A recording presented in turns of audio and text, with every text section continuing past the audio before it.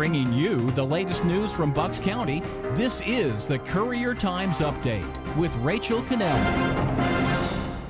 This Courier Times update is brought to you by St. Mary Medical Center in Langhorne, PA. It's your health, expect more. Good afternoon, everyone. I'm Alex Finney reporting from the Courier Times newsroom with your news update for this Thursday, June 27th. Tears of joy and words of woe came from the lips of a divided populace Wednesday as the U.S. Supreme Court issued key rulings that advance gay rights in America.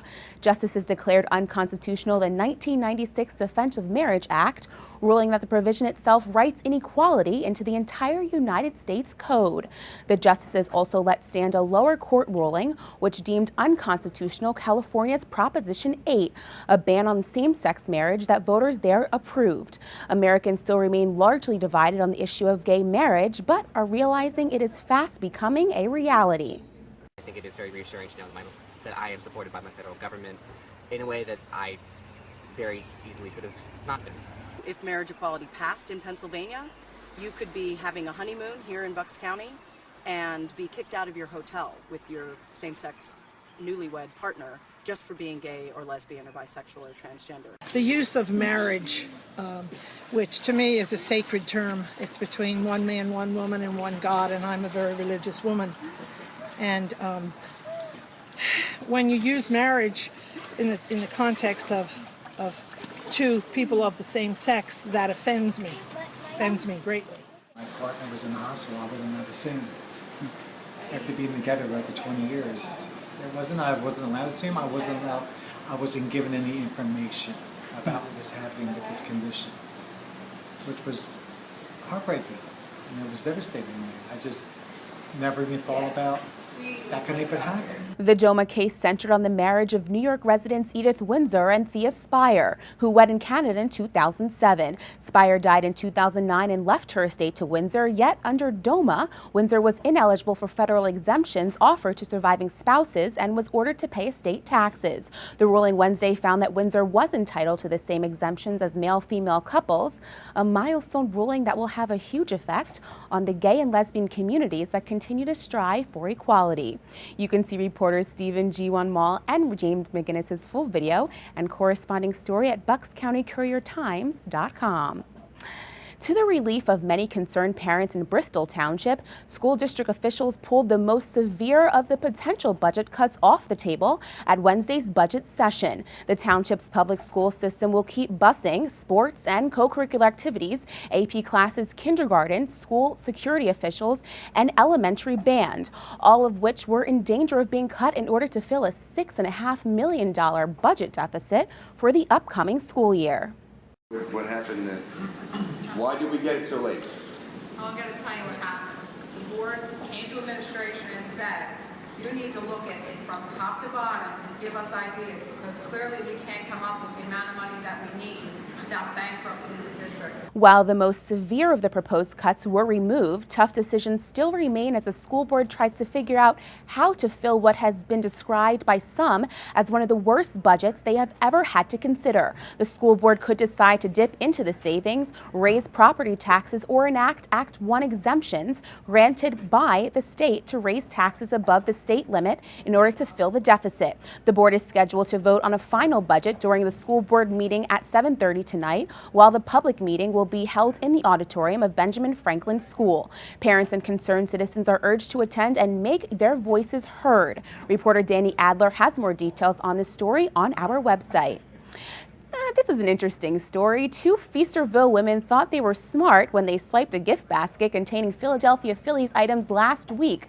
But the basket's owner, the wife of Lower Southampton's district judge, turned out to be smarter. After Nicole Waltman won the Phillies-themed basket during a Hope Foundation fundraiser at a local restaurant, she asked the bartender to hold on to her prize until she could pick it up the next day. The basket, however, was gone when Waltman arrived the next day, so she and a restaurant employee went straight for their surveillance tapes. Footage showed a bartender police identified as Rachel Fury of Feasterville swapping the Phillies tickets in the basket with tickets of a lesser value. An hour and a half later, another woman, later identified as Chelsea Hopper, also of Feasterville, was seen on camera removing the basket from behind the bar.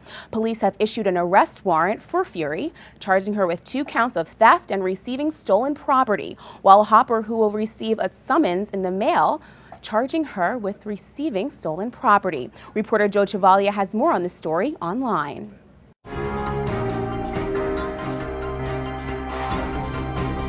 It's a trend we have all been seeing with our weather: hot, sunny, and rainy. Well, today is no different with a high around 89 degrees.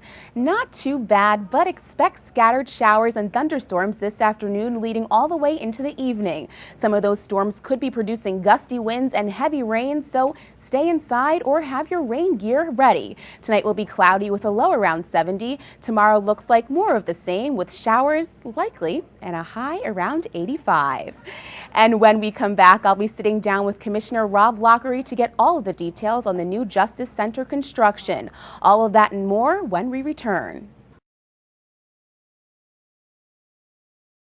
I'm here with Commissioner Rob Loughery to talk about the new Justice Center. Welcome. Thank you. So I know that, when the old courthouse was built, we had 310,000 residents. Now we have 625, and crime has increased 18%. How is the new Justice Center why is it necessary to have a new Justice Center now? Well, I think you kind of said it in your comments there. The existing courthouse was built over 50 years ago when the county's population was half of what it is today. And we've experienced tremendous growth over this time period. And one of the reasons we need this new courthouse is because of the population growth, and particularly because we don't have enough courtrooms in the existing courthouse. We have courtrooms that are outside the existing courthouse, particularly in our domestic relations and family court. So this is going to provide much needed courtroom space for the justice system in Bucks County. Well, an $84 million Justice Center, when can people expect it to be finished?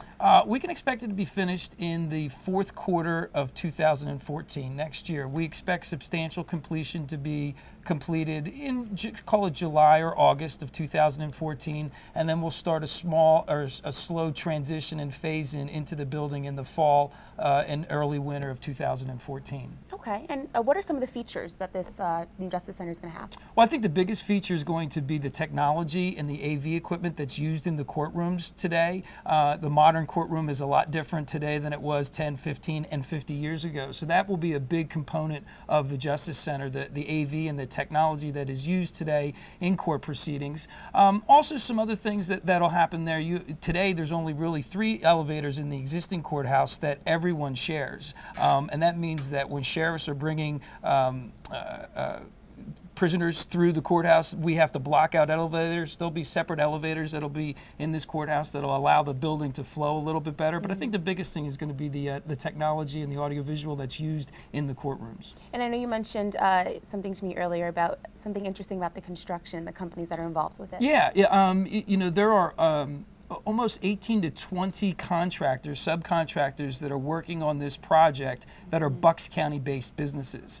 In fact, 2 of the largest contractors, the contractor that erected all of the steel for the building is out of Ben Salem Township, and the contractor that's doing all the mechanical, the air conditioning and the plumbing is in Plumstead Township. So we're real excited that a good number of Bucks County businesses have been able to work and participate on this job. And in fact, we instituted an e-verify program when we started this process to verify citizenship and the people that were working on this project. We've had over 500 workers involved in this project to date. So it's been something that I think has been real good for the economy in Bucks County as we've been able to build this in these times. Yeah, always good to have those homegrown businesses. Now, how can people stay up to date on the construction process? Best way is our website, buckscounty.org, and also our Facebook and Twitter page. We're constantly updating that, mostly with pictures right now, and quarterly we do updates at our commissioners meeting to give a sense of where we are in terms of the project completion, the change orders, and the budget that's associated with that. Okay, great. Well, thank you so much for joining us, Commissioner. You're welcome. Thank you.